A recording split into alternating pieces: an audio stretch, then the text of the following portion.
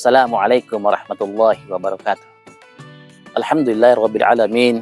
Alhamdulillahilladzi anzala as-sakinata fi qulubil mu'minin. Asyhadu an la ilaha illallah wahdahu la syarikalah wa asyhadu anna Muhammadan abduhu wa rasuluh. Allahumma shalli wa sallim wa barik ala sayyidina Muhammad wa ala alihi wa sahbihi wa wala. Amma ba'd. Saudaraku sekalian daripada Allah Subhanahu wa taala, di antara rangkaian doa-doa yang kita panjatkan di akhir Ramadan tahun yang lalu adalah salah satunya memohon kepada Allah Subhanahu wa taala semoga kita dipanjangkan umur, berjumpa kembali dengan Ramadan berikutnya. Dan alhamdulillah saat ini kita merasakan nikmat itu, nikmat dijabahnya doa kita. Maka tentu kita sangat menyadari bahwa kita termasuk hamba-hamba Allah Subhanahu wa taala yang telah dijabah doa-doanya.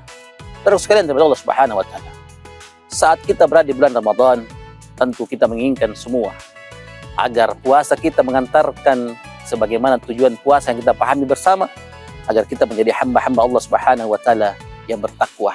La'allakum tattaqun.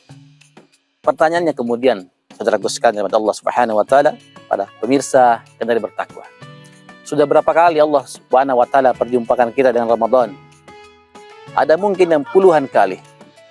Coba kita renungkan bagaimana hasil puasa yang telah kita laksanakan selama ini. Apakah benar-benar telah mengantarkan kita pada ketakwaan? Ataukah ternyata puasa kita gagal, hanya menghasilkan lapar dan dahaga? Maka dari itu perlu kita renungkan, apakah puasa betul-betul mengantarkan kita menjadi hamba-hamba Allah yang semakin taat kepadanya, ataukah ternyata tidak? Karena mungkin kita lupa bahwasanya Ramadan adalah bulan yang penuh dengan keberkahan.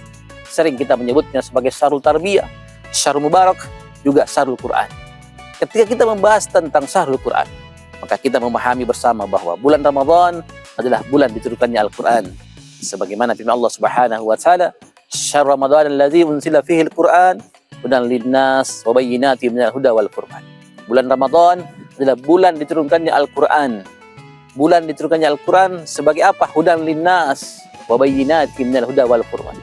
Petunjuk pada manusia, pembeda antara yang hak dan yang batil. Jikalau puasa harusnya mengantarkan kita pada ketakwaan, maka kita bisa mengukur bagaimana ukuran ketakwaan itu.